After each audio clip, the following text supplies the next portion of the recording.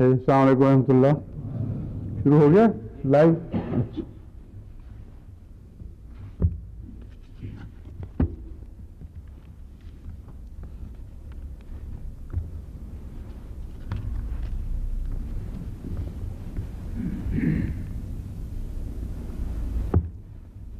अऊज़ु बिल्लाहि मिनश शैतानिर रजीम।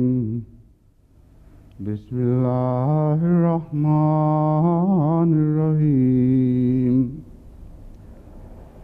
लक़द मन्नल्लाहु अलल मुमिनीना इज़ बअस फ़ीहिम रसूलन मिन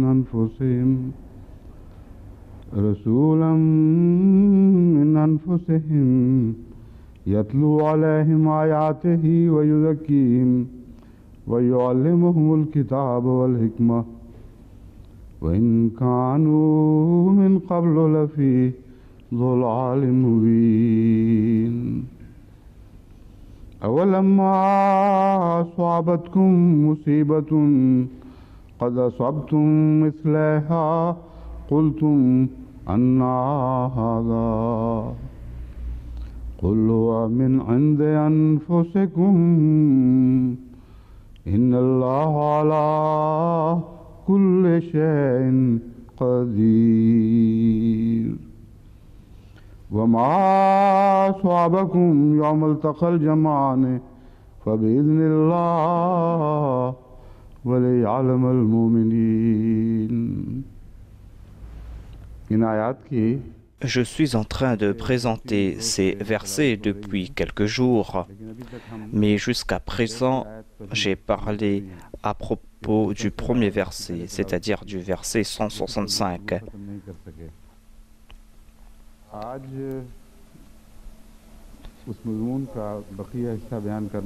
Je dois compléter ce sujet qui concerne les questions qui ont été soulevées par les exégètes chiites.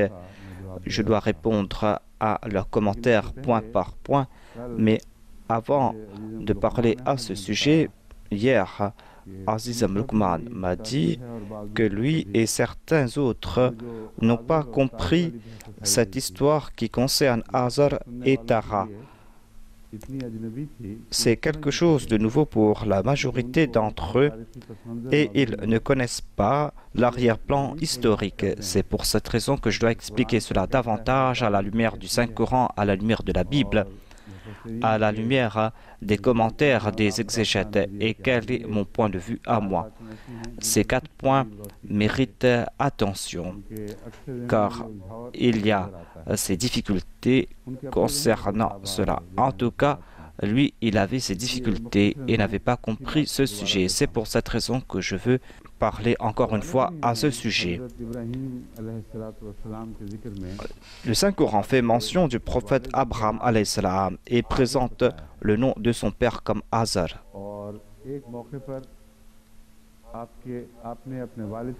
Et il est dit qu'il avait prié pour son père. Et il est dit que Abraham avait fait cette prière en faveur de son père, car il lui avait fait la promesse que je devais demander à Dieu de t'accorder son pardon. Mais lorsque Dieu a expliqué à Abraham que son père est l'ennemi de Dieu, c'est là que Abraham s'est détourné de cette promesse et plus jamais Abraham n'a pensé à ce sujet. Mais il avait déjà complété sa promesse.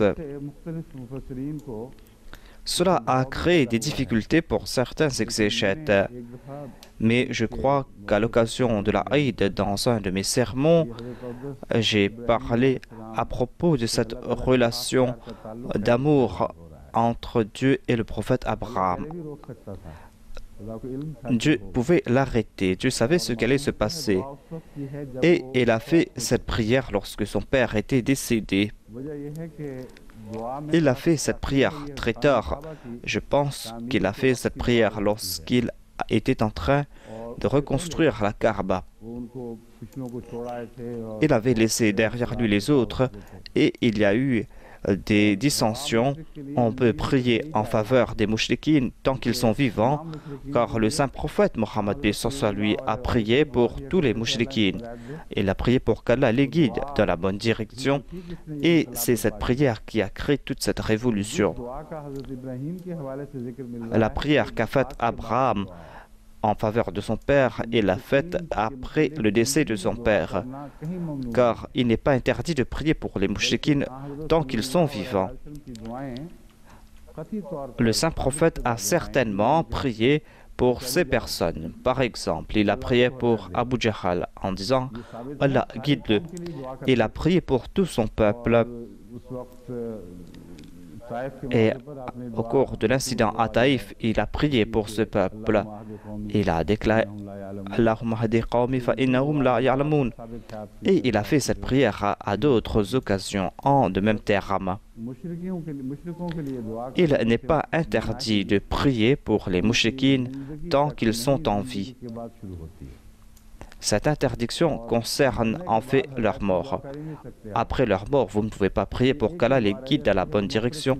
Et la seule prière concerne la prière pour leur pardon. Allah a déclaré que puisqu'ils se sont présentés à moi et puisqu'ils n'ont pas eu l'occasion de se repentir au cours de leur vie, vous n'avez pas le droit de prier pour eux maintenant. L'affaire est maintenant entre les mains d'Allah.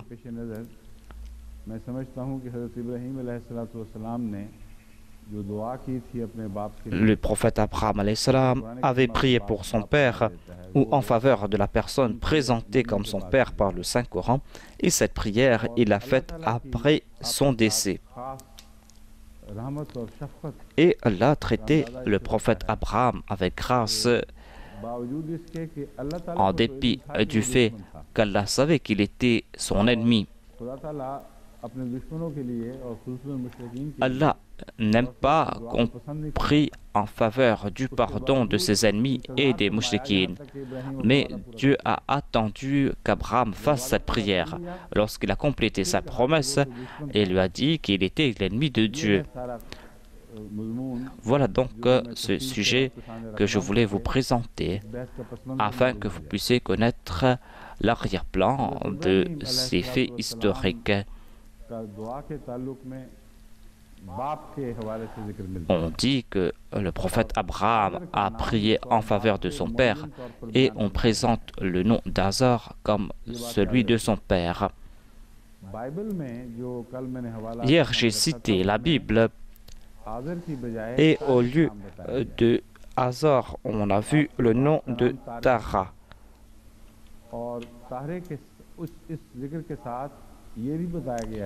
Et il a été dit aussi en même temps que le prophète Abraham s'était marié avec sa demi-sœur. C'est-à-dire, elle était la fille de Tara, mais sa mère était une femme différente que la mère d'Abraham. Voilà donc les difficultés auxquelles on faisait face et je vous ai présenté ces faits. Et les exégètes disent la même chose et disent que ce que nous dit la Bible est exact, c'est-à-dire qu'Abraham était le fils de Tara. Et ils disent aussi que l'épouse d'Abraham, Sarah, était sa cousine, la fille de son oncle. Mais on ne trouve pas de témoignage clair à ce sujet. La Bible ne fait que présenter ces faits et est silencieux à ce sujet, c'est-à-dire que Sarah était sa demi-sœur. Quelle est la solution face à ce dilemme? J'ai étudié le Tafsir Kabir du Muslim Maud et il nous présente une possibilité, dans d'autres endroits il nous présente d'autres possibilités, mais j'ai compris qu'il n'était pas lui-même convaincu et il voulait nous faire comprendre que son père s'appelait Tara et c'est ce nom qui s'est transformé en arabe et s'est transformé en Azar. Mais la difficulté est qu'on ne trouve pas le nom d'Azar comme le frère de Tara. On trouve mention de Tara et on ne trouve pas mention de ses frères et sœurs. C'est pour cette raison que nos exégètes ont fait face à cette difficulté et ont cherché d'autres personnes. Le Muslim Maud a présenté une solution en lui faisant comprendre que son père était Tara, mais qu'il est décédé au cours de son enfance. Et c'était Azar qui s'était occupé d'Abraham comme un orphelin. C'est pour cette raison qu'on pourra dire qu'Azar était son père, puisqu'il a grandi dans sa maison, il pouvait être considéré comme son père et il était aussi peut-être son oncle. Mais la Bible déclare que Tara a vécu longtemps après. Et Tara était avec Abraham lors de la première émigration. Donc, il y a encore une fois une contradiction avec la Bible. Donc, on ne pourra pas éviter ces contradictions avec la Bible. Et je suis en train de présenter mon point de vue et j'ai la certitude que cela est en accord avec ce que nous dit le Saint-Coran. Et ce que nous dit le Saint-Coran est vrai. Et le père d'Abraham s'appelait Azar et pas Tara. Tara avait encore d'autres frères, parmi lesquels il y avait Azar. Je vais vous présenter ces références ici. Il a été prouvé que Tara avait accompagné Abraham.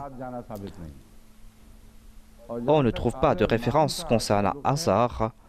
Et en ce qui concerne Azar, l'orientaliste Seel a déclaré qu'on trouve le nom d'Azar qui était le père d'Abraham. Il y a un historien qui est considéré comme un des plus grands historiens. Je crois qu'il s'appelle Josephus.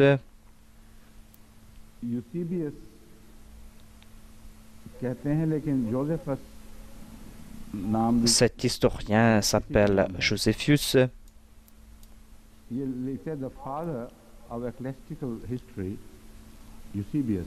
Son titre est le nom de l'histoire ecclésiastique. Eusebius présente Azar comme le nom d'Abraham. Cette référence a été présentée par Seel.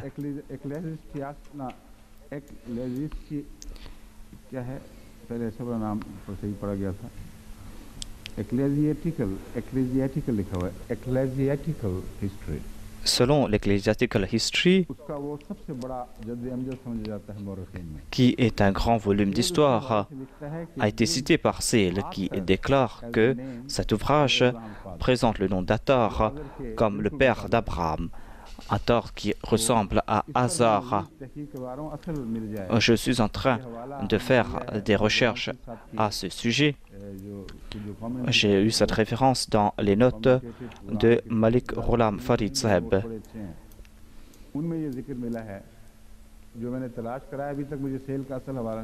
Je n'ai pas encore trouvé la référence de Seel.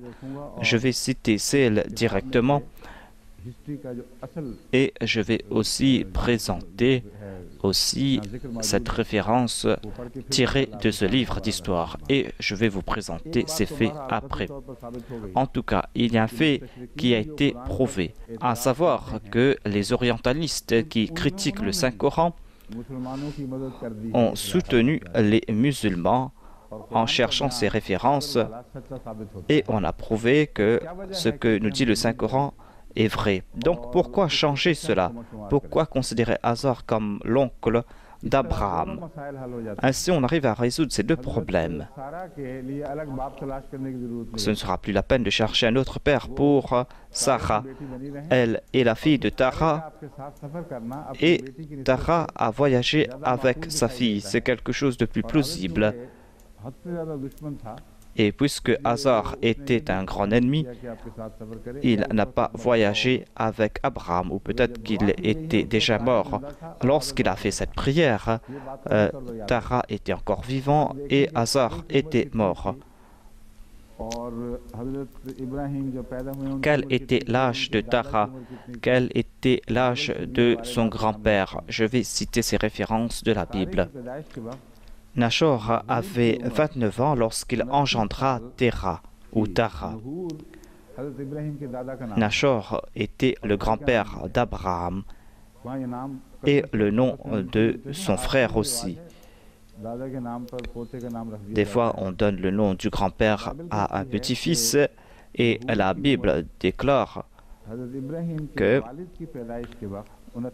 Nachor avait 29 ans lorsqu'il engendra Tara, le père d'Abraham.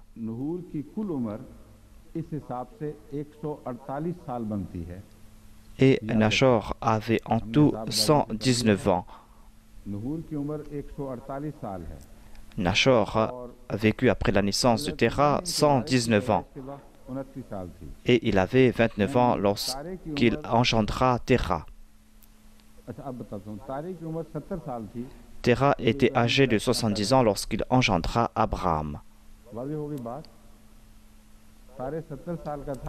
Tara était âgé de 70 ans lorsqu'il engendra Abraham, selon la Bible. Après la naissance d'Abraham, son grand-père est décédé après 78 ans. Il avait accompli son émigration à l'âge de 75 ans. Son grand-père était toujours vivant.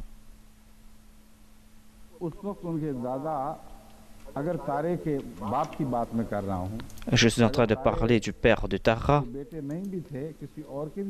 S'il était le fils d'une autre personne, en tout cas, son grand-père est décédé à l'âge de 119 ans.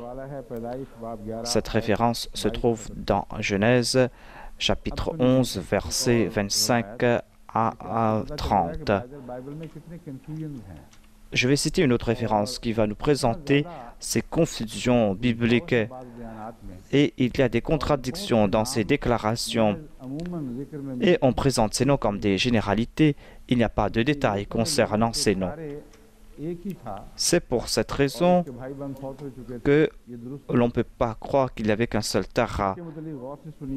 Écoutez ce que nous dit la Bible, à savoir que Tara ou Tera avait des frères et sœurs. La Bible déclare que Sérug était âgé de 30 ans lorsqu'il engendra Nachor. Sérug vécut après la naissance de Nachor 200 ans. Son arrière-grand-père était toujours vivant. L'arrière-grand-père du prophète Abraham était toujours vivant au moment de son émigration. Voilà ce que nous présentent les âges de la Bible. Sérug était âgé de 30 ans lorsqu'il engendra Nachor. Et Nachor était âgé de 29 ans lorsqu'il engendra Tera. Si Tera était le père d'Abraham, son grand-père était, ou son arrière-grand-père était âgé de 59 ans.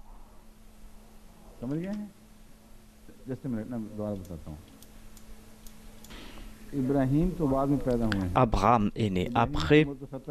Lorsqu'il est né, Tara avait 70 ans.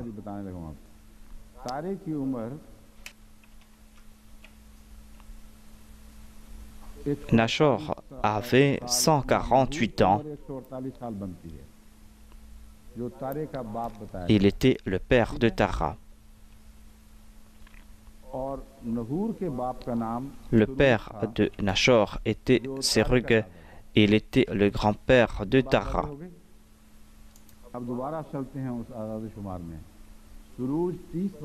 Sérug était âgé de 30 ans lorsqu'il engendra Nachor.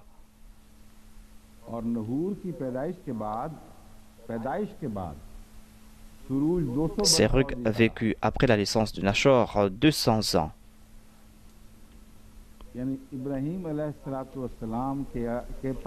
C'est-à-dire, on est en train de parler de l'arrière-grand-père d'Abraham. Sérug était l'arrière-grand-père d'Abraham et Nachor était son grand-père. Lorsque son grand-père est né, Sérug, son arrière-grand-père, avait 30 ans et il a vécu 200 ans de plus. On va ajouter ce 200 ans et l'on comprend que si Nachor avait vécu 119 ans, cela veut dire que le père de Nachor était vivant pour 52 ans. Lorsqu'en fin de compte le grand-père d'Abraham est décédé, ce n'est qu'après 52 ans que son arrière-grand-père est décédé. Voilà les déclarations de la Bible et on est en train d'accorder d'importance à ces récits. Cet arrière-grand-père avait 229 ans. Il y a d'autres qui ont vécu jusqu'à 800 ans. Si on accepte tous ces récits, eh bien, en fait de compte, on va constater qu'à l'époque du prophète Noé, tous ces anciens prophètes étaient toujours vivants.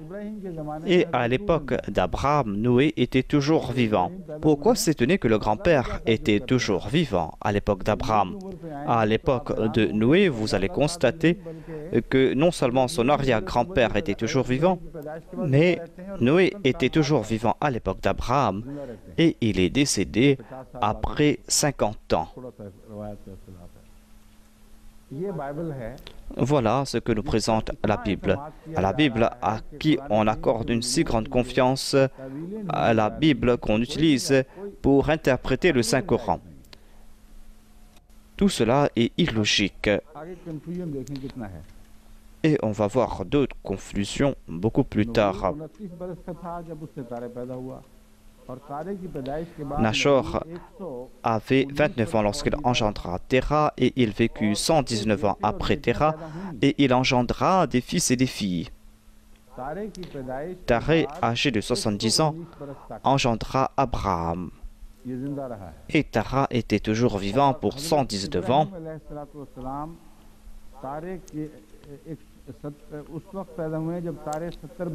Et Abraham naquit lorsque Terah avait 70 ans. Et après la naissance d'Abraham, il a donné naissance à d'autres enfants. Donc on ne peut pas limiter cela à Terah. Tout cela est en contradiction avec ce que nous dit la Bible. Pendant 119 ans après la naissance de Terah, son père continuait à donner naissance à des enfants. Il a donné naissance à des fils et à des filles. C'est pour cette raison qu'on ne peut pas essayer de chercher le nom d'Azar. Si on trouve le nom d'Azar, on trouve son nom en tant que père dans la Bible. Et tout cela est en train de rejeter l'histoire qui concerne Terah. Il est tout à fait plausible de considérer Terah comme le beau-père d'Abraham. Et il était aussi le père de Sarah. Terah n'était pas un fervent polythéiste. Mais Azar, quant à lui, était un fervent polythéiste. Et on savait aussi qu'il avait une boutique d'idoles. Si le Saint-Coran nous présente le nom d'Azar comme le père d'Abraham, il n'y a pas de raison logique pour rejeter cela, d'essayer d'interpréter ce verset et de faire de Terah le père d'Abraham ou de chercher un autre père pour Abraham. Azar avait vécu longtemps et ce n'est qu'après sa mort qu'Abraham a prié pour lui. Et Terah était toujours vivant. Et après la mort de Terah, le grand-père d'Abraham était toujours vivant. Voilà ce que nous dit la Bible. Voici la postérité de Terah qui engendra Abraham, Nachor et Haran. Et Haran engendra Lot. Donc il est dit ailleurs qu'il a eu beaucoup d'enfants. Si on n'a pas tous les détails concernant les noms, ce n'est pas important.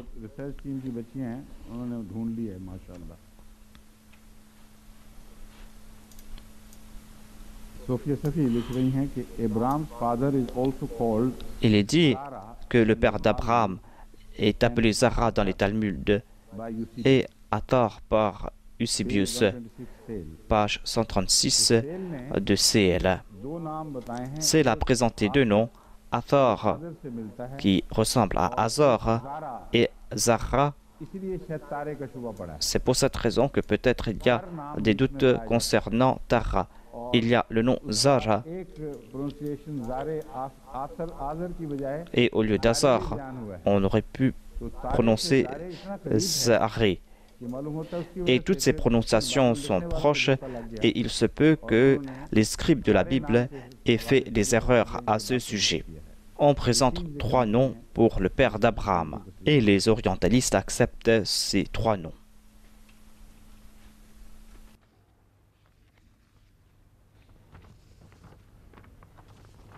ये रख लें अब हम आते हैं उस बहस पे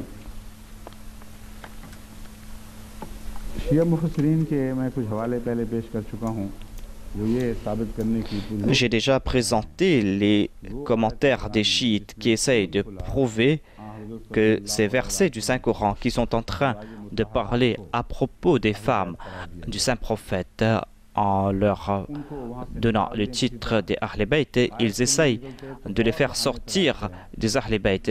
Ils n'arrivent pas à les faire sortir grâce à ces versets, mais ils cherchent des prétextes pour les faire sortir des Ahl Bayt.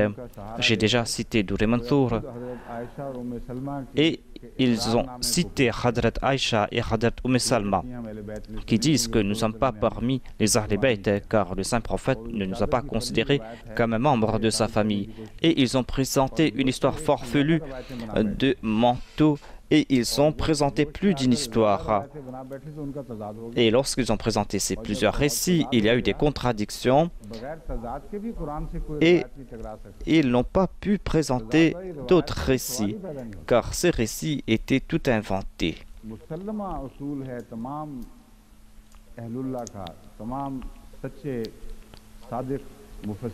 Tous les exégètes sincères et véridiques agissent ainsi. S'il y a un récit qui contredit le Saint-Coran, soit qu'on doit présenter la solution logique afin de prouver qu'il n'y a pas de contradiction entre ce récit et le Saint-Coran, ou soit on doit abandonner ce hadith et ne pas lui accorder d'importance. Et ces récits qui nous présentent sont contradictoires. C'est pour cette raison que ce n'est pas la peine d'accorder plus d'importance à ce sujet. Il cite le Saint-Coran qui évoque le prophète Abraham et qui dit que la femme d'Abraham, Sarah, était un membre des Ahl Bayt. J'ai déjà parlé à ce sujet. Leurs arguments n'ont aucune importance. Ils ne pourront pas enlever Sarah comme Ahl Bayt en raison du fait qu'elle était l'épouse d'Abraham. Il n'y a pas d'autre sens qui soit acceptable. J'ai parlé à propos de Tara ici parce qu'ils se sont détournés de ces récits qui ont été évoqués là-bas. Tout d'abord, ils disent que Sarah était parmi les Ahl Bayt parce qu'elle était la fille de Tara et non pas en raison des bénédictions d'Abraham. Ils disent comment cela peut être possible qu'elle soit honorée en raison d'Abraham. Cette famille était très honorable. C'était la famille d'Azor, c'était la famille de Tara et elle était leur fille. C'est pour cette raison qu'elle était membre des Ahl Bayt. Ils ont abandonné Abraham en cours de route. Et ils ont dit que, regardez, il était aussi la mère d'Isaac.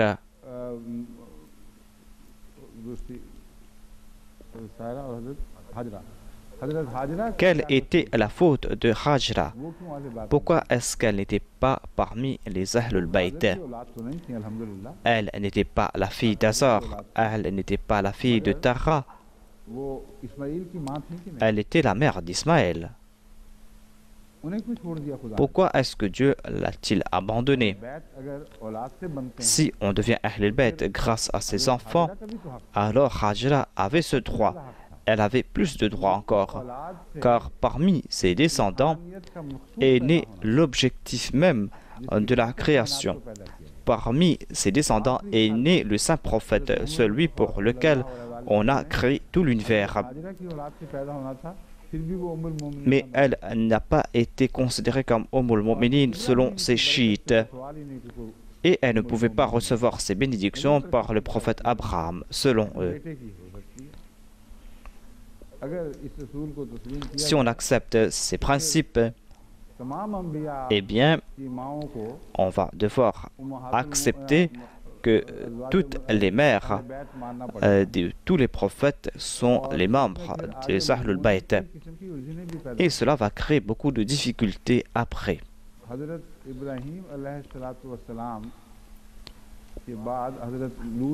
Après le prophète Abraham, il y a le prophète Lot, et après cela, il y a le prophète Noé. Un des fils du prophète Noé s'est perverti, mais on va devoir accepter que sa mère est Ahlul Bayt. Et après cela, il y aura certaines difficultés car le Saint-Coran n'a pas présenté de bon exemple à ce sujet.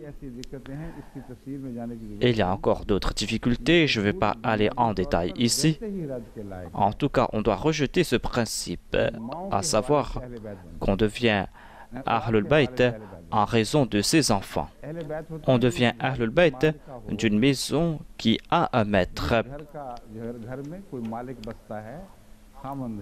Lorsqu'il y a un mari à la maison, on devient Ahlul Bayt par son entremise. Et ce sont ses enfants qui deviennent Ahlul Bayt. Par méchanceté et par préjugé, on a fait sortir Hadrat Aïcha et Hadrat Safiya et les autres de la liste des Ahlul Bayt parce qu'ils n'ont pas de fils et ils ont cherché des prétextes à ce sujet. Donc, je ne vais pas parler encore à ce sujet, mais je vais présenter encore d'autres difficultés pour ces exégètes chiites. Ils ont déclaré qu'en fin de compte, il faut y avoir des liens de sang. S'il y a aussi des liens de foi, c'est là qu'on devient membre des Ahlul Bayt. Puisqu'il n'y a pas de lien de sang avec son épouse, c'est pour cette raison que les épouses ne sont pas dans cette liste. Elles seront dans la liste si leur père a un lien de sang. Voilà donc toute l'histoire qu'ils ont inventée. Et ils vont faire face à une autre difficulté. Cela concerne Hadrat Salman Farsi. Au cours de la bataille du fossé, le saint prophète Mohammed Mustafa sallallahu alayhi wa sallam a appelé Hadrat Salman et lui a dit que tu es un membre de ma famille. Il a déclaré Salman minna ahlul bayt. Salman est des nôtres et il est un membre de la famille du prophète. Les chiites ont accepté cela et sont à 100% d'accord avec cela. Et ils sont là en grande difficulté.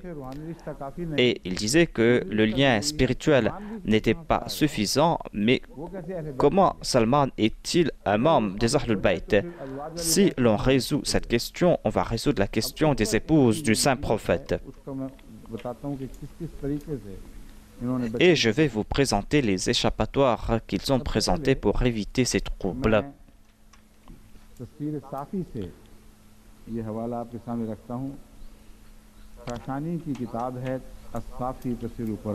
Il y a le Tafsir Safi, volume 1er, page 790. La traduction est que Hayashi a rapporté cela de l'imam Ja'far Sadiq. Selon les chiites, si ce récit atteint un imam, alors on doit accepter ce hadith ou ce récit. Il déclare que ces imams sont si élevés que ce n'est pas la peine de savoir d'où vient ce récit. Même si l'imam est venu 200 ans après, on va accepter ce récit comme un récit qui a été rapporté du saint prophète Mohammed. Ils disent qu'il y a des certitudes concernant les récits de l'imam Sadiq. Il déclare que l'imam Ja'far Sadiq a déclaré « Celui qui possède la taqwa et qui se réforme, cette personne est un membre des Ahlul Bayt. » पाकबाज और बहुत ही बुजुर्ग Les aïmas étaient des personnes pieuses. शियों के अकायद Les doctrines des chiites peuvent se corrompre, mais sachez que तो खून जिन नस्लों में ce जारी sont रहा है, les descendants du saint prophète ऐसा et Pakeezah le saint prophète a donné naissance à ces personnes, des perles, et ces aïmas qui étaient de la descendance de Hadrat Fatima, c'était toutes des personnes pures, des véridiques. Si on leur attribue des récits fabriqués de toutes pièces, ce ne sera pas la faute de ces imams. Et on peut reconnaître facilement ces récits, car d'autres récits vont les contredire. Mais on ne doit pas avoir des soupçons concernant les imams, c'est-à-dire que c'est en raison de leur désir qu'ils ont inventé ces histoires pour soutenir leur point de vue. Même s'ils ont entendu des points de vue contraires et que ces points de vue étaient exacts, ils acceptaient cela et ne se souciaient pas de leur mouride et de leurs conclusions.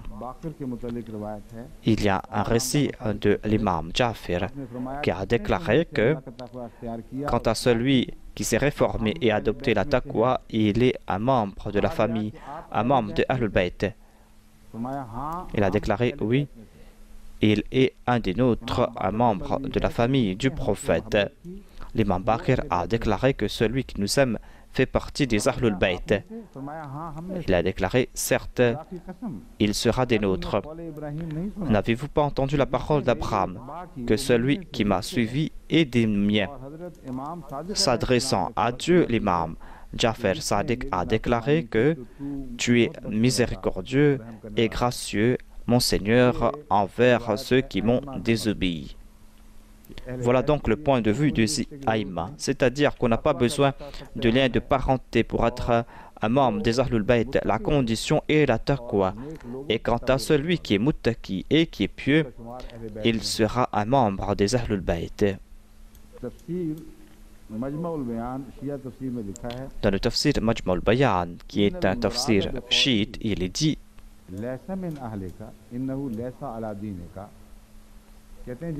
il a été dit à propos du fils de Noé que Laysa min ahlika. Cela veut dire qu'il n'est pas un suivant de ta religion. Le prophète Noé savait très bien qu'il ne suivait pas sa religion. Cette dispute concernait Ahl Bayt. Cette promesse concernait les membres de la famille du prophète Noé. Et le prophète Noé croyait que cela ne concernait pas les dissensions religieuses. Il y a deux promesses. Il y a la promesse qui concerne ceux qui étaient avec Noé et ceux qui étaient dans sa religion. Toutes ces personnes ont été sauvées. Ces personnes étaient dans l'arche et ont été sauvées. Et il y avait l'autre promesse qui concernait les membres de la famille du prophète Noé. C'est pour cette raison que Noé n'avait pas de doute que ceux qui sont dans ma religion seront certainement sauvés. Et il croyait que puisqu'il était mon enfant, il sera sauvé. Donc ce n'est plus une question de religion, mais une question d'être un membre de la famille. Ils disent que innahu laysa min ahlika, cela veut dire qu'il n'était pas dans la religion. Noé ne savait-il pas qu'il n'était pas dans sa religion? Certes, il savait cela. Et ce sont les chiites qui sont en train de présenter ce point de vue. Des points de vue qui sont farfelus.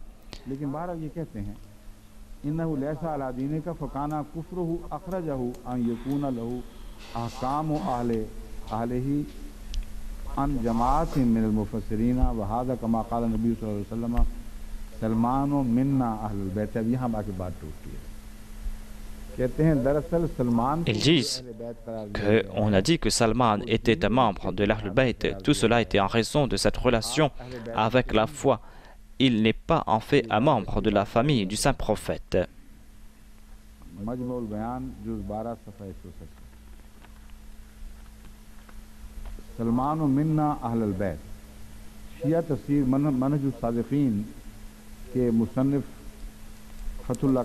Fatullah Kassani écrit à ce sujet इससे ज़्यादा इसकी कोई मुराद नहीं कि Cela veut ये dire मुराद है que, हज़रत नूह के à हवाले से propos du prophète Noé, इन्ना उलैसा मिन आलिक qu'il इन्ना उलैसा अला दीनिक कि तेरे दीन पर नहीं n'est pas un suivant de ta religion. कुफ्र उरा बैरून कर दे दूध अज आं के आकाम अहल तो बरू जारी शवद व ई कौल जमी अल मुफस्सिरान व हादा कमा क़ाल नबी सल्लल्लाहु अलैहि वसल्लम सलमान मिन्ना अहलुल बैत ए अला दीनिना। सिर्फ इतना मतलब है कि Ils disent que Salman Minna Ahlul Bayt signifie uniquement que Salman est dans la religion du saint prophète. हदसना मुसाब इब्न अब्दुल्लाह क़ाला क़ाला रसूलुल्लाह सल्लल्लाहु अलैहि वसल्लम सलमान मिन्ना अहलुल बैत। En expliquant ce hadith, dans le Sirat Ibn Hisham, on trouve des explications à ce sujet. Il est dit qu'au cours de la bataille du fossé, les Muhajirines avaient déclaré Salman Minna et les Ansar ont déclaré Salman Minna, c'est-à-dire Salman est des nôtres. Salman était un persan et il n'était ni parmi les Muhajirines ni parmi les Ansar.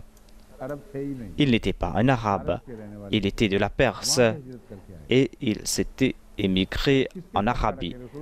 Et le saint prophète a déjà divisé ces deux groupes. Il y avait d'une part les Ansar et d'autre part les Muhajirines. Et il y avait aussi les membres de sa famille qui étaient dans un coin. Quelle était la dispute? On a essayé d'appeler Salman dans sa direction.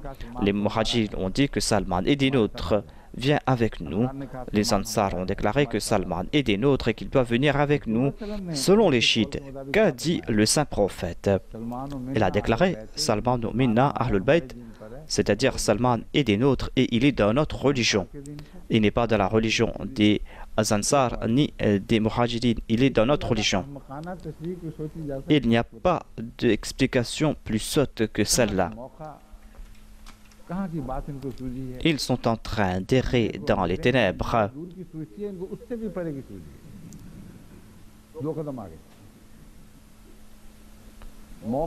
Ici, les Ansar disent qu'il est des nôtres.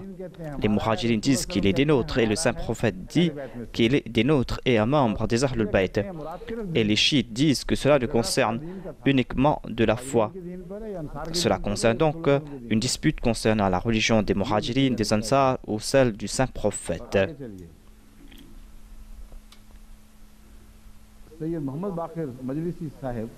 Mohammed Baqir Majlisi est contraint d'accepter la vérité, tout simplement parce que les imams chiites sont véridiques, ce sont des muttaqis. Il a déclaré que Fazal bin Aïssa a déclaré que moi et mon père, c'est-à-dire Fazal et Aïssa, se sont présentés à Hadrat Sadiq. Mon père a déclaré, est-il vrai que le saint prophète a déclaré que Salman est des nôtres et un membre de la famille du prophète? Il a déclaré, oui. Mon père a déclaré, était-il parmi les enfants d'Abdul Muttalib?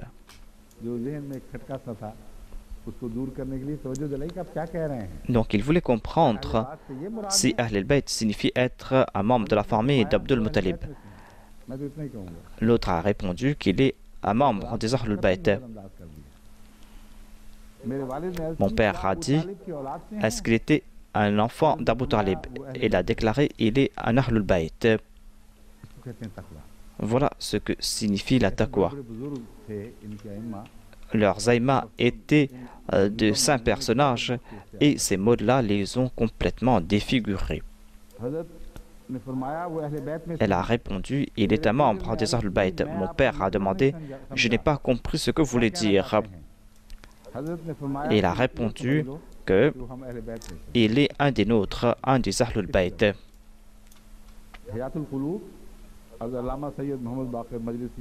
C'est un récit qui a été rapporté de Hayatul Qulub de Alama Sayyid Mohammed Baqir Majlisi. Cela nous fait comprendre le sujet dans son ensemble. on a prouvé à la lumière des versets du Saint-Coran que Ahlul Bayt, ou pour être un Ahlul Bayt, cela ne veut pas dire qu'il faut avoir une relation de sang avec le prophète. Il y a deux points qu'ils sont contraints d'accepter. Il y a tout d'abord la descendance du prophète par l'entremise de Hadrat Fatima, ainsi que ses enfants et ses descendants qui sont les membres d'Ahlul Bayt. Ensuite, ils doivent accepter Hadrat Ali en raison du lien de parenté avec lui. Il ne suffit pas pour lui d'être le gendre du prophète. Ensuite, il y a ceux à qui le monde est interdit. Il y a Hadrat Abbas et d'autres, et cela concerne les liens de parenté du saint prophète. Ensuite, il y a la condition de la foi, c'est-à-dire qu'on doit avoir la même foi.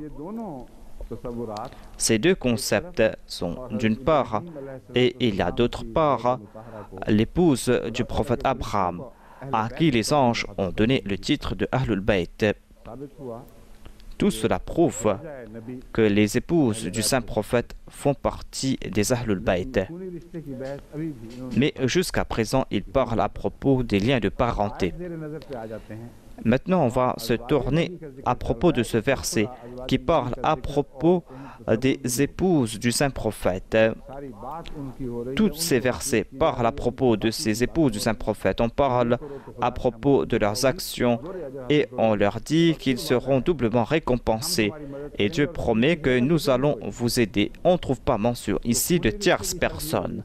Ainsi donc, il n'est plus ici question de lien de parenté. La condition et la compagnie du saint prophète est d'établir un lien avec sa foi.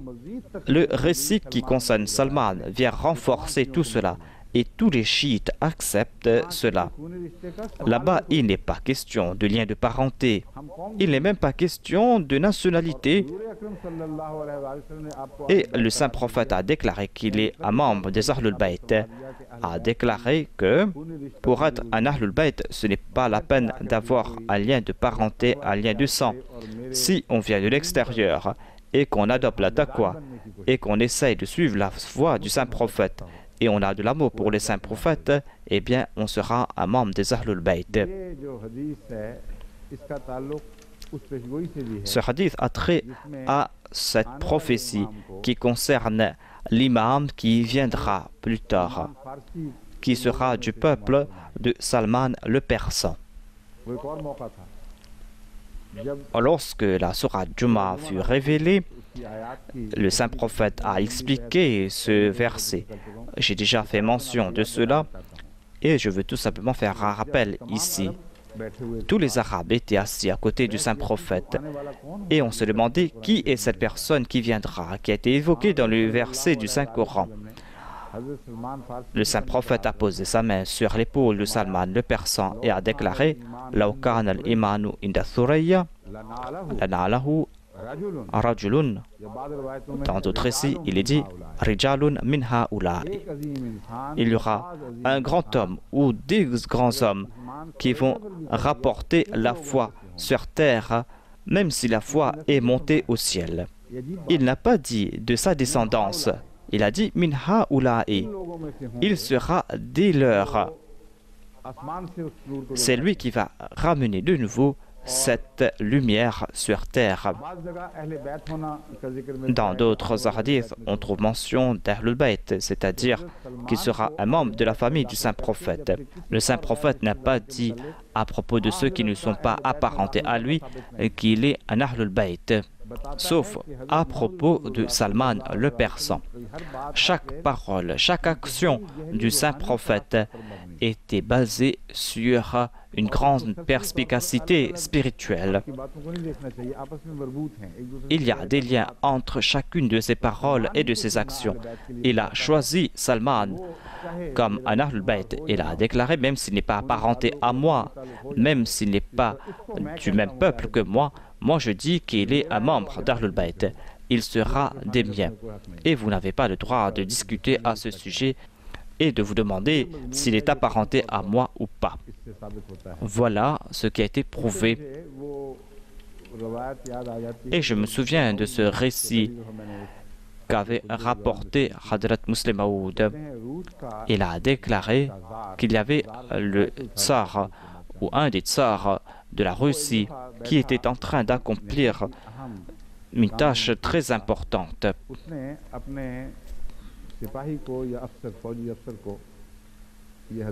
Il a donné des directives à un soldat qui était présent qu'il doit se mettre devant la porte et d'empêcher toute personne d'entrer, car il ne voulait pas être dérangé. Le fils du tsar est venu. C'était un prince. Le prince a dit « Je veux entrer à l'intérieur ». Le soldat a dit « Non, tu n'as pas le droit d'entrer ». Le tsar a dit que personne ne devra entrer. Il a déclaré que je suis le fils du roi. Il a dit qu'il n'y a pas d'exception ici. Moi, j'ai reçu cet ordre que de ne laisser entrer personne. Le prince a commencé à frapper ce soldat. Lorsqu'il a frappé, il a dit « Dites-moi si j'ai le droit d'entrer ». Le soldat a dit « Non, tu n'as pas le droit ». Donc il a frappé et frappé et frappé. Et il a continué à résister. Et en fin de compte, le tsar a entendu ses cris. Il est sorti. Il a vu ce qui s'était passé. Il a dit « Que se passe-t-il? Pourquoi es-tu en train de frapper ce soldat ?» Le prince a dit qu'il ne me laisse pas entrer. Le tsar lui a demandé « Pourquoi ne te laisse-t-il pas entrer ?» Le prince a dit que tel était votre ordre. Le tsar a dit « Si j'ai donné cet ordre, pourquoi essayes-tu d'entrer ?» Le tsar a dit « Soldat, prends cet objet avec lequel il t'a frappé et frappe mon fils. » Ce soldat ne savait qu'obéir. Il ne voulait pas frapper le prince. Et le prince a répondu que dans l'Empire russe, selon la tradition et selon une loi ancienne, aucun soldat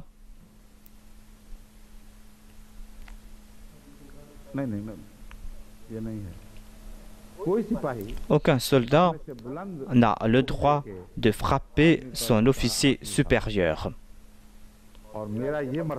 Et tel est mon statut. Et celui-là, c'est un soldat ordinaire. C'est pour cette raison qu'on ne peut pas aller en l'encontre de cette loi. Le tsar a dit que telle est la loi, on va respecter cette loi. Mais il a dit en même temps, en s'adressant aux soldats, que tu es maintenant un général et ô général, prends ce fouet et frappe mon fils. Le prince a dit qu'il y a encore une autre loi, c'est-à-dire que celui qui n'est pas un prince, quel que soit son statut, n'a pas le droit de frapper un prince. En s'adressant au soldat, il a dit au prince, prends ce fouet et frappe mon fils. Et c'est là qu'il a frappé ce fils.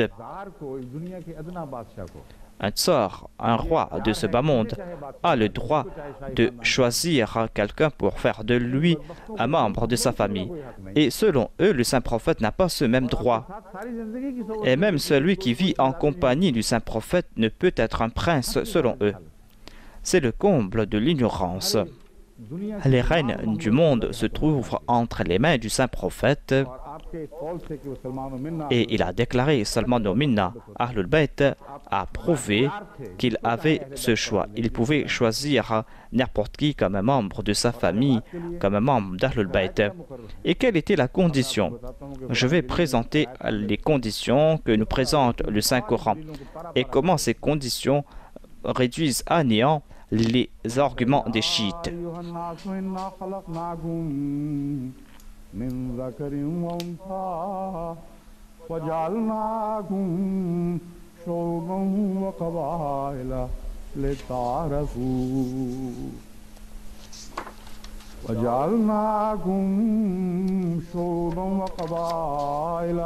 لتعارفوا إن أكرمكم عند الله أتقاكم إن الله عليم خبير.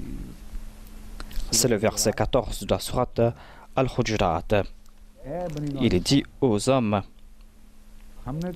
nous vous avons créé d'un mâle et d'une femelle وَجَعَلْنَاكُمْ شُعُوبًا وَقَبَائِلَ. وَجَعَلْنَاكُمْ شُعُوبًا وَقَبَائِلَ. Et nous avons fait de vous des clans et des tribus afin que vous puissiez vous reconnaître grâce à ces divisions, grâce à ces peuples différents. En ce qui concerne l'honneur, Inna akramakum indallahi atqakum. En vérité, le plus honorable d'entre vous aux yeux d'Allah est celui qui est le plus juste parmi vous.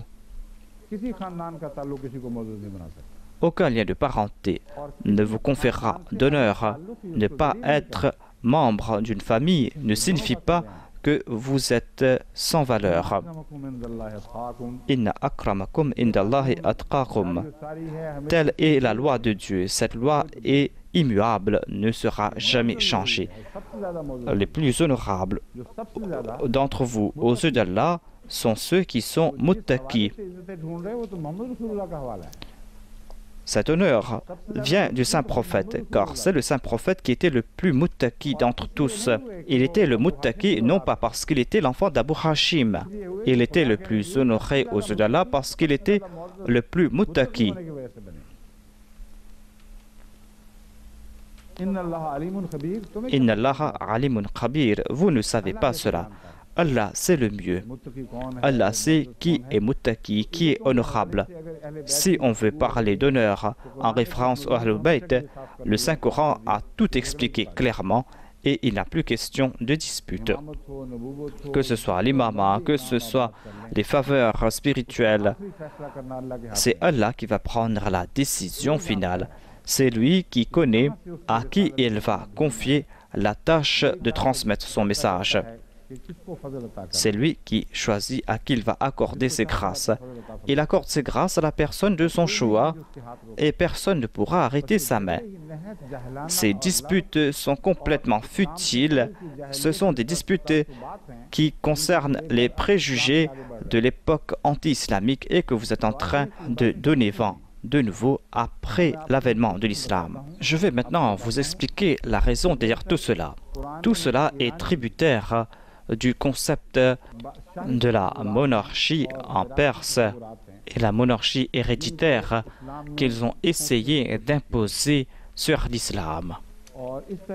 On peut dire d'une part que c'est la vengeance de l'Iran ou de la Perse sur l'islam.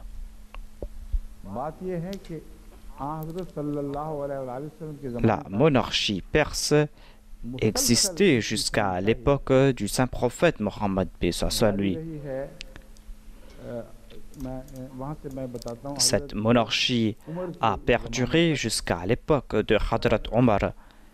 Et après cela, l'Iran a subi échec après échec. Cette monarchie avait duré 1300 ans sans aucune coupure. Des familles se sont succédées, des fois il y a d'autres familles qui ont succédé à d'autres, mais en tout cas la royauté a toujours duré et ne s'est pas arrêtée. Il y a un écrivain qui a écrit à ce sujet. Le titre de son ouvrage est « C'est ainsi que parla Zoroastre ». Il a déclaré que j'aime Zoroastre car j'ai vu que la culture perse et la royauté perse est la plus ancienne. Après cela, l'islam a réduit à néant cette royauté et cela a débuté avec Hadrat Omar. L'islam a remporté ces grandes victoires contre l'Iran à l'époque de Hadrat Omar. Et les historiens ne comprennent pas comment ces victoires ont pu avoir lieu. Des fois, il y avait 600 000 soldats persans bien entraînés et qui possédaient les armes les plus sophistiquées de l'époque. Et devant eux, il n'y avait que 7000 musulmans, des Arabes, et ils ont réduit à néant les soldats perses.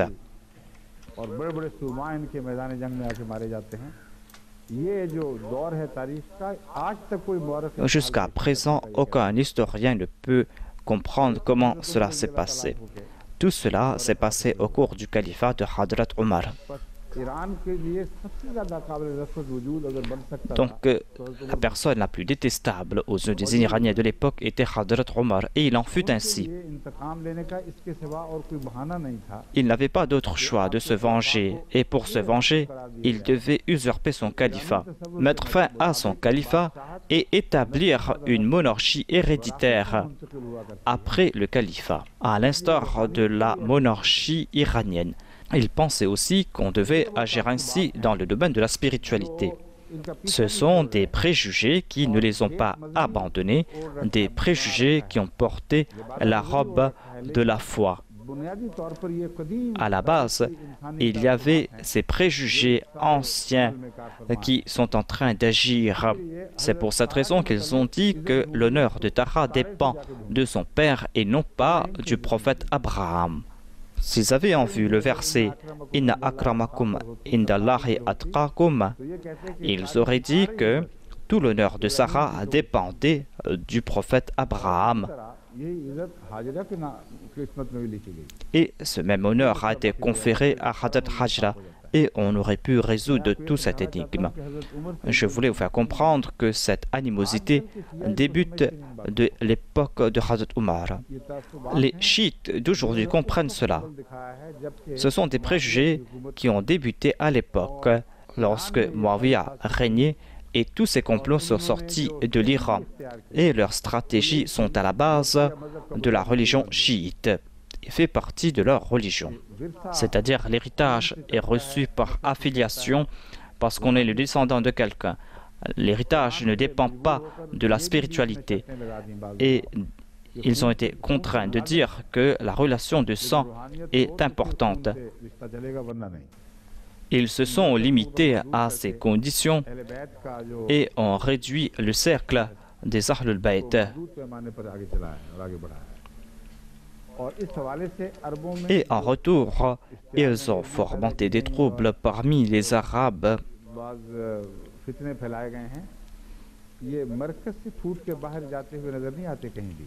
On ne voit pas cela venir du centre. Ce sont des mouvements qui sont venus de l'extérieur. Ces troubles sont venus des frontières de l'Empire islamique. Ce sont des sauterelles qui s'épanouissent loin des habitations à la lisière du désert. Et lorsque cette nuée de sauterelles s'attaque aux plantations, il n'en reste rien. Ces troubles sont nés très loin du centre de l'islam. Et en fin de compte, ils se sont vengés. Mais ceux au nom de qui on a lancé ces troubles n'ont rien reçu. Il n'y a pas eu de monarchie alawite. Au nom de Hazrat Ali et au nom des membres de sa famille, on a fait des complots. Et ce sont les descendants d'Abbas qui ont profité de ces complots. Et on a établi la dynastie abbasside. Ceux en faveur de qui on faisait toutes ces propagandes n'ont rien reçu en retour. Et après cela, lorsque l'Iran a repris son indépendance et lorsque les Iraniens se sont libérés des Arabes après 200 ans, s'ils marchaient sur les voies de la taqwa, ils auraient fait des enfants de Hadrat Ali ou de ses descendants des rois. Mais ils étaient des menteurs. C'était l'esprit iranien qui était derrière. Ils voulaient rétablir les anciennes dynasties. Les Iraniens ont repris leur pays en main.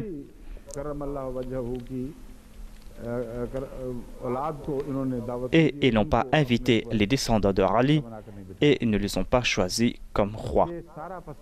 Voilà donc l'arrière-plan de tous ces incidents, de tout cela. Ce sont des questions qui se sont soulevées en passant, en commentant sur cette sourate. Et j'étais contraint de parler à ce sujet, car ils se sont attaqués aux épouses du saint prophète et à ses compagnons. C'est pour cette raison que j'ai parlé à ce sujet. Sinon, On est en train de parler à propos de la bataille de Uhud et je vais retourner vers ce sujet. Mais avant cela, je vais citer un autre récit.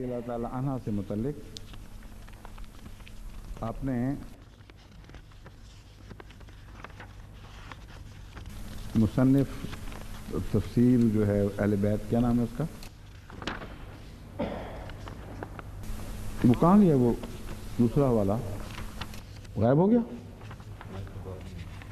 नहीं नहीं नहीं, वो तो यहीं पे इसके बाद रखना था। लेके आए, तो इसी ताल्लुक में है। पूरा हवाला मैं आपको बाद में दिखा दूंगा। Je vais présenter ce récit après. मैंने कहा था कि Il y a Mir Ahmad, l'écrivain chiite, qui a attribué un récit à Hazrat Aïcha, alors que c'est tout à fait faux. Je vais vous présenter le récit original. Il a cité Hazrat Aïcha comme Ummul Mu'minin en disant qu'elle a dit cela. Et quel est le statut de Ummul Mu'minin selon lui?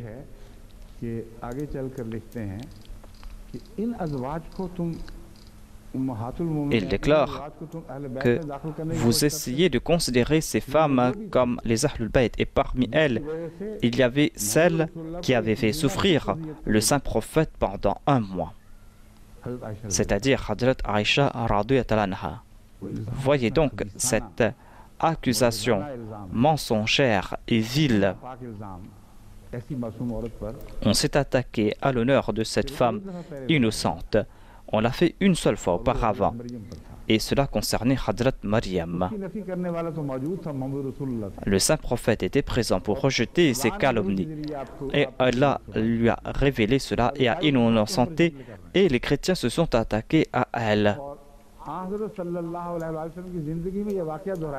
Et on a répété cet incident au cours de la vie du saint prophète, et on a lancé ces calomnies contre une de ses épouses, et Allah l'a innocentée.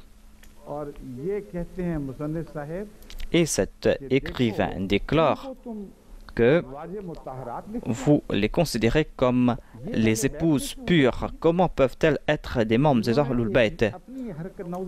Na'udhu billah min dhalik. En raison de son action, le saint prophète a souffert pendant 1 mois,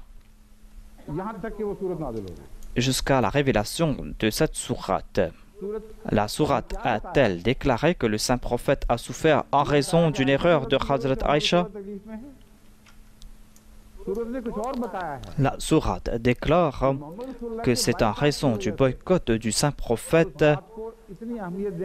en raison que le saint prophète a accordé d'importance à cette parole, que Aïcha a souffert. Après la révélation de ce verset, lorsque le saint prophète est entré dans sa demeure, Aïcha n'a pas remercié que vous avez accepté cela. Elle a déclaré que c'est mon Dieu qui m'a innocenté. Et moi, j'ai été tourmenté. Et cela ne me concerne pas et vous. C'est Allah qui m'a innocenté. Voilà ce que nous dit le Saint-Coran et les hadiths. On voit tout cela clairement. Et voilà ce que présentent ces chiites concernant Ummul Mu'minin. Ce sont des attaques viles. On doit faire preuve de patience, qu'Allah les guide. Moi, j'ai pitié de ces chiites qui ne comprennent rien de leur religion, qui n'ont pas connaissance du Saint-Coran et des hadiths, et qui écoutent année après année leurs ulémas. Ils pensent qu'ils sont les représentants de Dieu et ils se frappent les poitrines et se flagellent pour cela, mais ne comprennent pas pourquoi est-ce qu'ils doivent se flageller. Ils doivent se flageller pour cela. C'est le mal qu'ils ont commis. Ils ont donné naissance à une Karbala spirituelle. Ils se flagellent en raison des incidents de Karbala, mais ils doivent se flageller davantage pour ce Karbala spirituel, car on est en train de s'attaquer au saint prophète, à ses compagnons.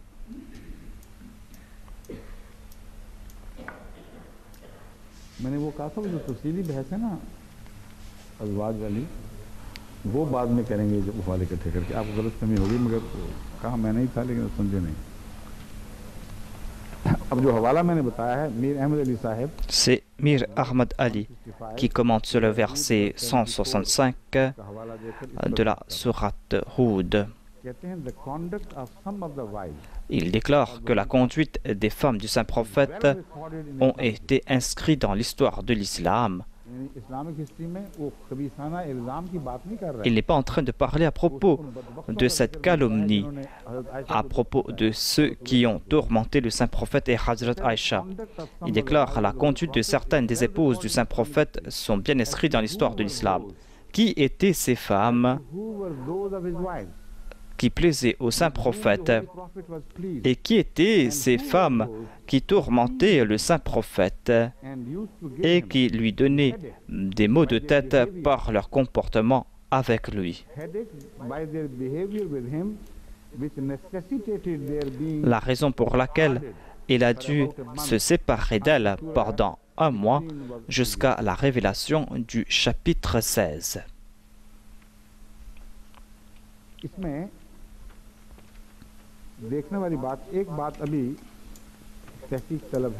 On doit faire des recherches concernant un point. C'est pour cette raison peut-être que j'avais mis dans un coin cette référence. Il y a deux incidents qui ont été mentionnés dans cette sourate.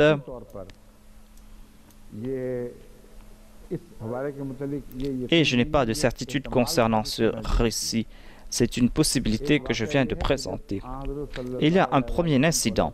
Dieu a dit au saint prophète que si tes épouses se plaignent de leurs difficultés ici sur terre, eh bien, dis à tes épouses qu'elles ont le choix et que moi, en tant que prophète, je peux vous donner tous les conforts que vous désirez et vous allez devoir quitter ma maison, ou soit vous allez devoir accepter le dénuement que j'ai accepté pour la cause de Dieu.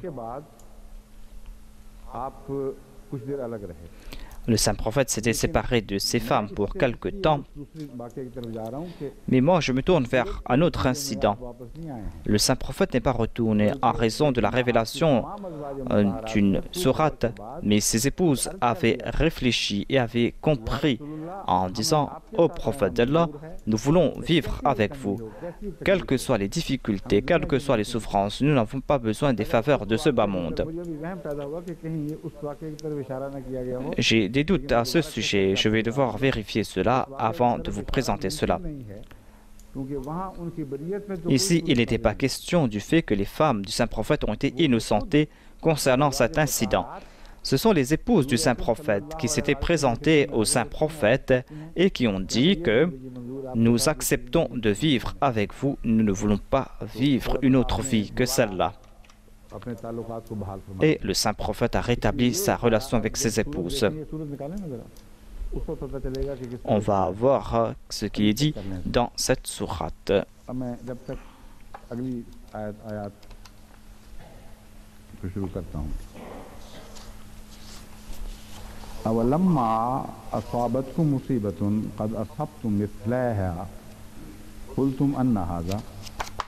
قل هو من عند أنفسكم إن الله على كل شيء قدير وما أصابكم يوم التقى الجمعان فبإذن الله وليعلم المؤمنين. इसके साथ अगली आयत है वलियालम الذين नाफकू क्योंकि इसका उससे ताल्लुक है इसलिए मैं ये भी शामिल Il y a cette relation entre ce verset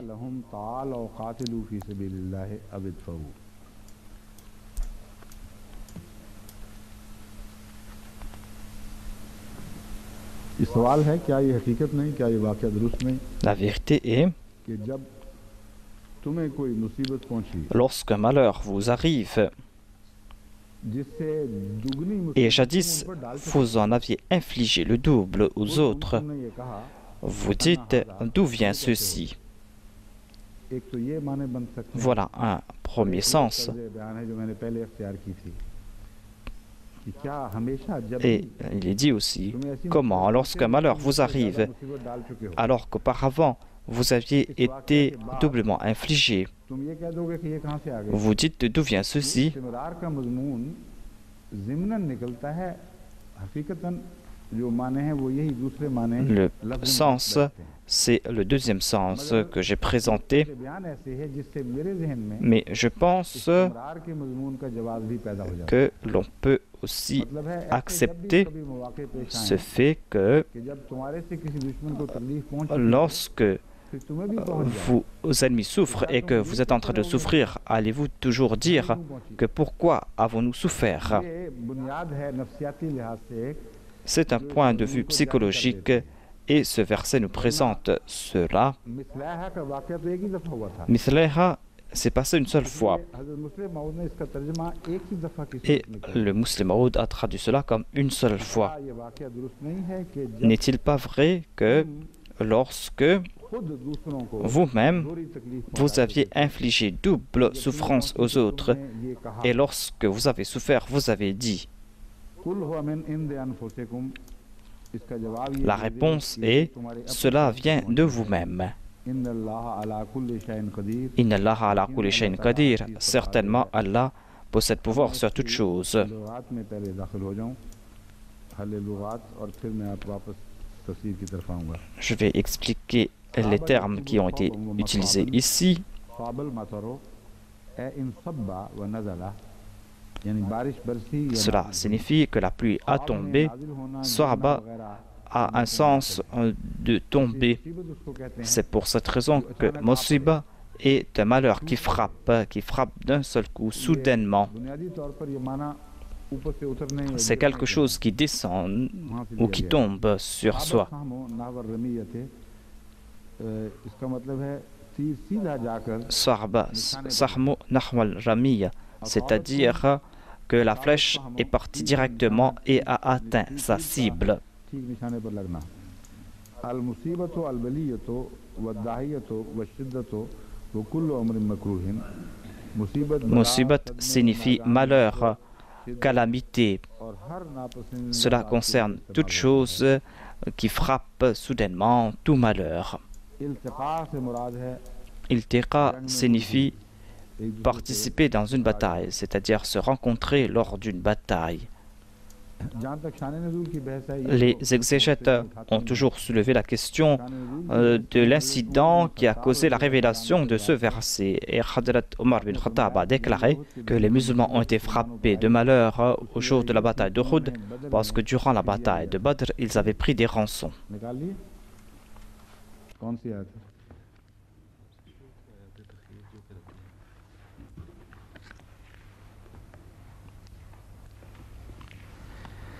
ये तो आयत तथहीर है, हैं? तफसीर, अच्छा ये आयत, ये वो आयत है या ये नबी कुल अज़वाजिक, वही जो मैंने दूसरी आयत को बयान किया था। लेकिन इसमें ये कहाँ दूसरी आयत कौन सी है जब वो नाज़िल हुई? Où फिर आपने est l'autre verset dans lequel il est dit que lorsque ce verset a été révélé, elles ont été innocentées? फिर ये तो है ही ना, आप इसकी तरफ क्यों ले गए दोबारा ज़बरदस्ती? ये तो हवाला नहीं दे रहा। Il y a une indication concernant une ville calomnie lancée à l'encontre de Hadrat Aïcha radhiyallahu anha.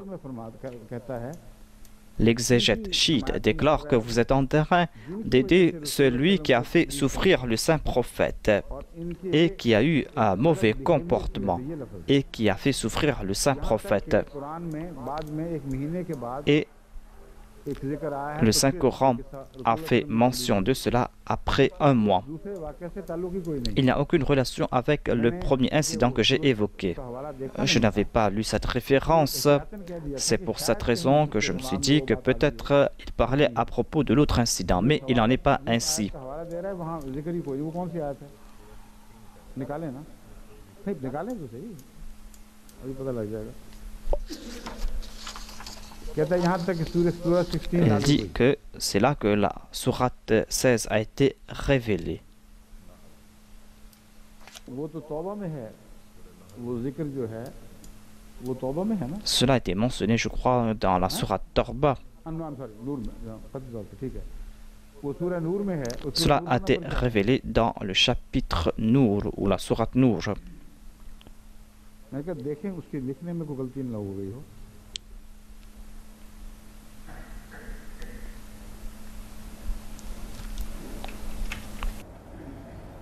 महीने के बाद खुदा की तरफ से Après un mois, आयशा की बरियत Dieu a innocenté Hadrat Aïcha. Le Saint-Coran prouve cela. ये महीने के बाद किसी Et सूरत का जिक्र celui-là, il est en train de mentionner la révélation d'une sourate qui n'a pas trait à cet incident.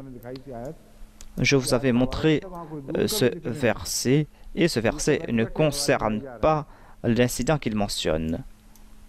वो 24 है सूरह नूर La sourate Nour, c'est le chapitre 24. वाला अपनी जात में ज़ाहिर व बाहिर है Selon cette exégète chiite, tant que Dieu n'avait pas enlevé la souffrance qu'avait subie le saint prophète par Hadrat Aïcha, ou en raison des comportements de Hadrat Aïcha, le saint prophète n'a cessé de souffrir.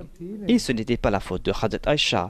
Voilà ce qu'a déclaré Dieu. फिर तुम्हें इस बदबख्ती का क्या हक Pourquoi avez-vous donc le droit de vous attaquer à elle? Pourquoi avez-vous le droit कबूल करने की तरफ d'accepter ce qui a été dit à propos d'Aïcha? में पल रहे हैं इसके सिवा कोई हकीकत नहीं Ces gens se vautrent de leur hostilité. Encore une fois, je dis que c'est un crime qu'on est en train de commettre contre les chiites en général. Ils doivent écouter ce qui se passe. मासूम अइम्मा के और इनके दरमियान ये मौलवी है Il y a ces mots-là qui sont entre eux et leurs imams purs. Et on voit la même chose parmi les sunnites. बीच में आगे खड़ा हो जाते हैं Ils se mettent sur la voie de la vérité रोशनी को गुजरने et ne laissent pas traverser la lumière. अब आगे बेचारे रोशनी पहुंचे कहां से अब आमुन्नास Ceux qui sont derrière, comment pourront-ils profiter de cette lumière? उन्हें अगर रोशनी पहुंचे Lorsque la lumière atteint les masses, ils ne vont pas se comporter comme les mollahs. जाहिल होते हैं Ils sont ignorants, certes, mais ce ne sont pas des mollahs. लिखों से Les masses sont plus éclairées que les intellectuels, car ils sont simples पढ़ाई के चक्कर में पढ़ के उनको एज पेश नहीं आता et ils ne sont pas soucieux de leur éducation. जब भी हमारे ज़हरे बहस Et lorsqu'on parle पाकिस्तान में avec les gens au Pakistan, j'ai fait beaucoup de tournées au Pakistan. Il y a eu plusieurs sessions de questions et de réponses. Le grand mullah venait, les masses musulmanes aussi venaient me rencontrer. Et lorsqu'ils m'écoutaient, les mollahs ne cessaient de me contrer alors que la masse me soutenait et disait que ce que je disais était vrai. अवामुन्नास तक पहुंचना है Donc nous devons atteindre les masses musulmanes. उस नूर के D'une part, ils empêchent cette lumière d'atteindre les masses de sa source. में हुई उसके और अवाम के दरमियान हायल खड़े हैं और हमारे पैगाम रसानी Et के सारे रास्ते ils sont en train de fermer les voies pour la transmission d'un message. Si Allah ne nous avait pas accordé sa grâce du ciel, हमारे पास कोई जरिया नहीं nous n'aurions pas eu de moyens pour atteindre les masses. Par la grâce de Dieu, nous sommes en train de transmettre ce message et cela est en train de faire des effets. Avant-hier, il y avait un ami Ahmadi गैरहमदी दोस्त को दरस में ले आए qui a apporté son ami ici, और दरस un ami non musulman, सुनने के फौरन बाद et après avoir m'écouté, il a déclaré « Acceptez-moi comme Ahmadi, je ne veux pas rester à l'extérieur. लाजिम है कि हम अवामुन्नास » Nous devons donc atteindre les masses. खलीफतुल मसीह सालिस फरमाया करते थे Le troisième calife a dit que 99% des gens au Pakistan sont pieux. Il y a 1% qui a créé ces troubles. Ils peuvent être de bonne nature, mais ce sont aussi des ignorants. पता चले जाहिल आदमी की मुसीबत ये होती है L'ignore, के बावजूद en dépit de sa bonté, कोई बात दिल में गड़ जाए s'il a quelque chose au cœur, चाहे वो गलत ही हो même si c'est faux, en raison de son ignorance, il est prêt à donner sa vie pour cette cause. इसलिए फसाद हमेशा C'est pour cette raison que les troubles viennent toujours des masses. और एक रंग में उनकी शराफत की दलील है Cela est une preuve aussi de leur bonté, car ce sont des gens sincères. Si un mensonge s'ancre dans leur cœur, ils sont prêts à donner leur vie pour cette cause, alors que les riches et les intellectuels ne font rien जलने का तमाशा et allument le feu et regardent ce qui se passe. J'ai l'espoir donc que या आवाम तक Ahmad on pourra transmettre le message aux masses chiites उनका रद्द-ए-अमल et on va voir leur réaction. सहाबा और अज़वाज मुतहरात के हक में Et certainement, ils vont réagir en faveur des compagnons du Saint-Prophète ainsi que des épouses du Saint-Prophète et ne vont plus les insulter इज्जत et ils vont les honorer, Inch'Allah. अच्छा मैं फिर दोबारा वापस आ रहा हूँ उसी आयत की तरफ 166 Je me tourne vers le verset 166 et 167.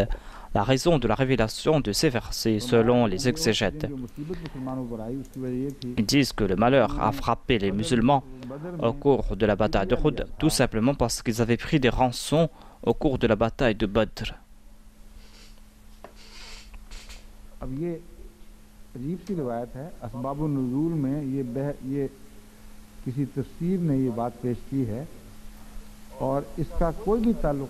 Il n'y a aucune relation entre ce qui s'est passé là-bas.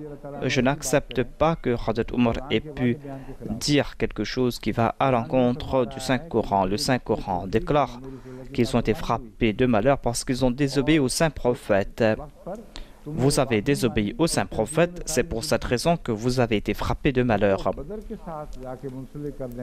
Il n'y a aucune relation entre cet incident et la bataille de Badr. Le Saint-Prophète avait pris des rançons.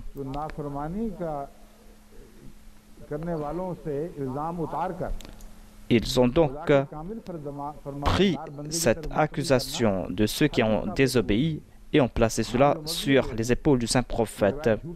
Ce récit est un mensonge car ce récit va à l'encontre de ce que nous dit le Saint-Coran et est contraire au comportement du Saint-Prophète.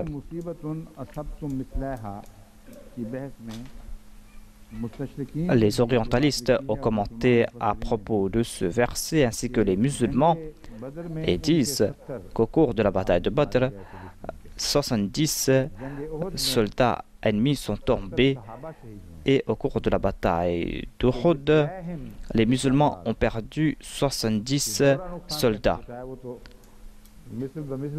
Comment avez-vous donc pu infliger le double alors que c'était le même nombre? L'explication est qu'on n'a pas fait de prisonniers musulmans. Alors que à Badr, vous aviez tué 70 soldats ennemis et vous avez fait prisonnier 70 soldats.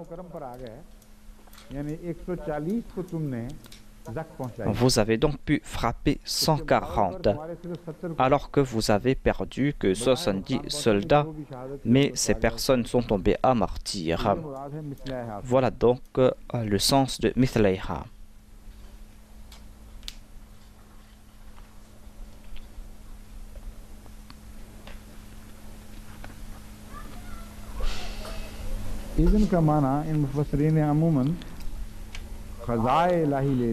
Selon ces commentateurs, Idhan signifie le décret de Dieu. Il y a donc un aspect de contrainte selon eux. Idhan signifie aussi la permission.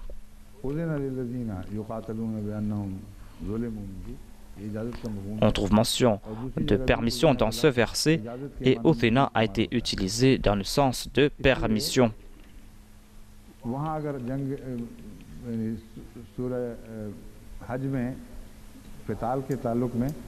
Dans la sourate Hajj, si on dit que Udhina signifie l'ordre, on doit comprendre que ce sens est acceptable, car Udhina signifie aussi ordre et permission. On entre dans la maison de quelqu'un avec sa permission.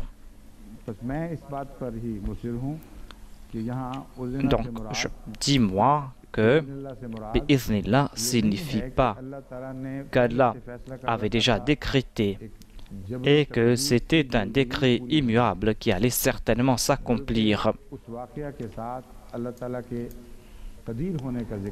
Cela prouve que Dieu est tout-puissant, ala kulli shay'in qadir. La conséquence aurait pu être moins mauvaise si Allah l'avait décrété. Mais Allah a donné la permission pour que vous goûtiez le fruit de vos erreurs.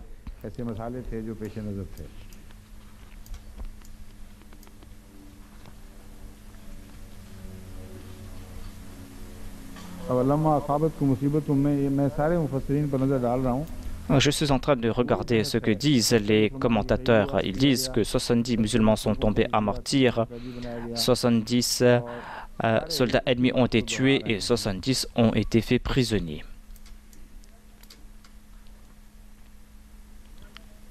L'imam Razi rejette le fait que c'était là la conséquence de la bataille de Badr. Il déclare que le premier verset évoque ce malheur et dit que ce malheur les a frappés en raison de leurs erreurs et à cause de leur personne. Dans ce verset, il est dit que ce malheur vous a frappé pour d'autres raisons, afin qu'il puisse y avoir une distinction entre les croyants et les hypocrites. Je pense qu'il n'y a pas de contradiction dans l'esprit de l'imam Razi. Il nous fait comprendre tout simplement qu'il y a d'autres sagesses derrière cela, tout comme idhan signifie permission. Allah n'a pas fait souffrir les musulmans sans qu'il n'y ait de sagesse derrière. Il y avait un but derrière tout cela, et ce but était que l'on puisse faire la différence entre les véritables croyants et les hypocrites. Ce verset n'a pas trait à cet incident uniquement. Pourquoi est-ce qu'ils ont souffert, les musulmans? Allah a donné la permission afin qu'ils souffrent, car le Saint-Coran explique cela clairement, que s'ils n'avaient pas souffert, il n'y aurait pas eu cette distinction entre les mu'minines et les hypocrites. Et il y aurait eu ces hypocrites qui n'avaient pas participé de la bataille d'Uhud. Ils étaient assis chez eux. Je vais expliquer cela plus tard. Pourquoi je ne veux pas lier ce verset avec un autre incident qui a suivi la bataille d'Uhud. Il y avait une sagesse qui était derrière les incidents de la bataille d'Uhud. La sagesse est que après cette bataille, on allait faire la distinction entre les hypocrites et les croyants. Voilà ce que je pense être vrai et je vais soutenir cet argument. C'est pour cette raison que l'imam Razi a déclaré que idhan signifie par la connaissance de Dieu. C'est une annonce de la part d'Allah et c'est une question de permission.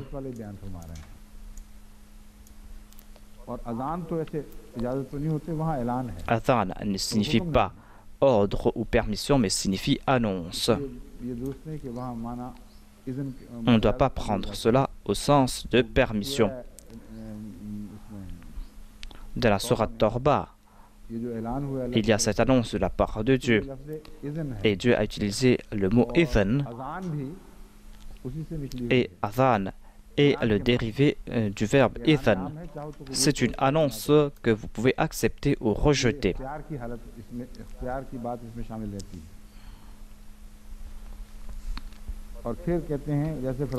Ensuite, il est dit, partout le terme adhan signifie connaissance. Ce n'est pas un ordre que vous allez certainement vous battre contre Dieu. Il est dit, préparez-vous à vous battre contre Dieu. Vous avez le choix, vous pouvez vous battre contre lui ou vous pouvez vous repentir. Idhan signifie donc une permission, signifie un choix. Ibn Abbas rapporte que idhan signifie le décret de Dieu et l'ordre de Dieu.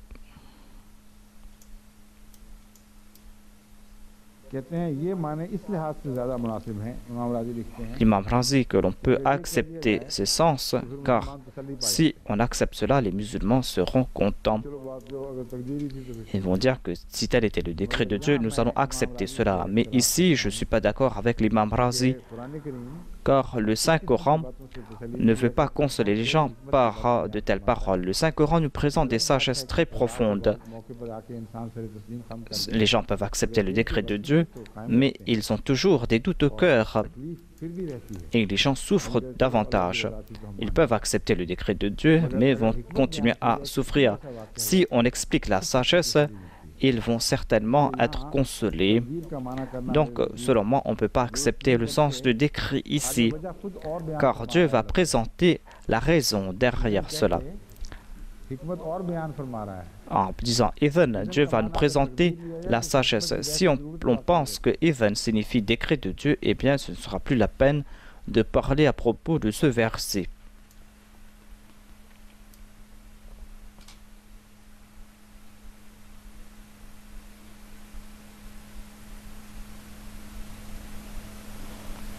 ये कहते हैं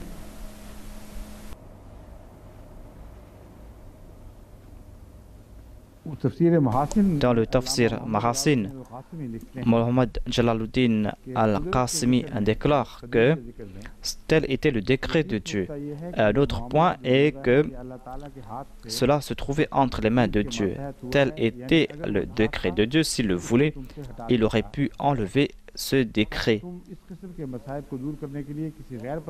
Et vous ne devez pas placer votre confiance en d'autres personnes, vous ne devez pas demander l'aide des autres. Voilà le sens le plus proche que j'ai présenté. Allah pouvait, s'il le désirait, enlever ce malheur. Cela ne s'est pas passé en raison d'une contrainte. Vous avez commis une faute et Allah a laissé cela ainsi.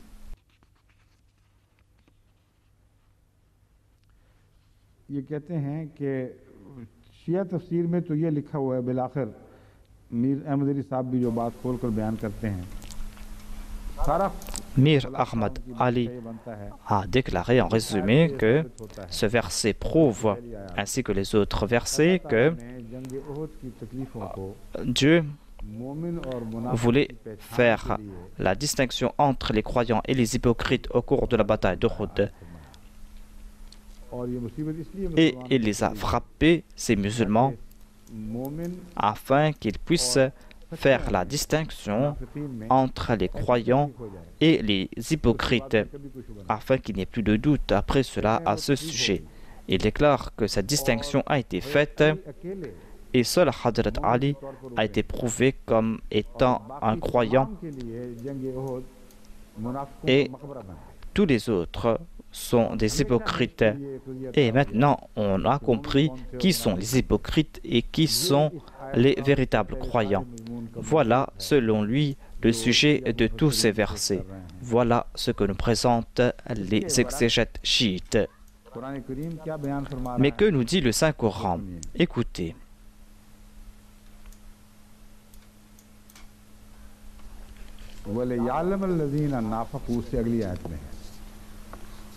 वकील लहुम ताला कातिलू फी सबीलिल्लाह अविदफू कालू लो नालम क़ितालन लतबानाकुम ताकि अल्लाह ताला afin que Dieu puisse distinguer les hypocrites, ainsi distinguer les croyants. Et comment Dieu a-t-il pu distinguer les hypocrites?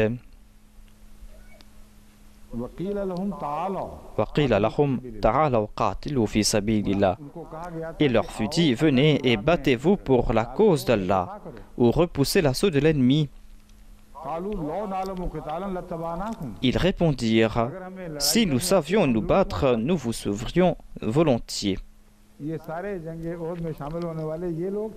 Les gens qui ont participé dans la bataille d'Uhud ont-ils donné cette réponse? Dieu est en train de démontrer qui sont ces personnes. Nous avons fait la distinction entre les hypocrites et les croyants. Et la distinction entre croyants et hypocrites est que les hypocrites ne sont pas venus sur le champ de bataille. On dit qu'ils ne savent même pas se battre. Cela concerne Abdullah bin Ubay bin Salul et ses compagnons.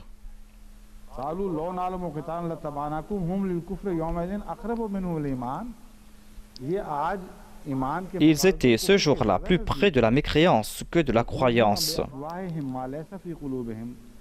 Ils expriment par la bouche ce qu'ils n'ont pas au fond du cœur.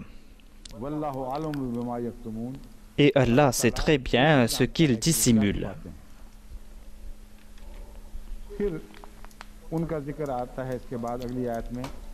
जो खुदा के जंगे उहद में मारे गए. Ensuite, on trouve mention de ceux qui sont tombés à martyrs au cours de la bataille d'Uhud. Et il est dit, mais je vais parler à ce propos après, car je pense qu'on n'a plus assez de temps. क्योंकि मुझे पता है कि वक्त ख़त्म होने में अभी शायद आधा मिनट बाकी है सिर्फ, इसलिए इंशाल्लाह Je vais m'arrêter là et Inch'Allah, demain on va parler à ce propos. आपके सामने रखूंगा। अस्सलाम वालेकुम रहमतुल्लाह, खुदा हाफ़िज़। يا أيها الذين آمنوا كتب عليكم الصيام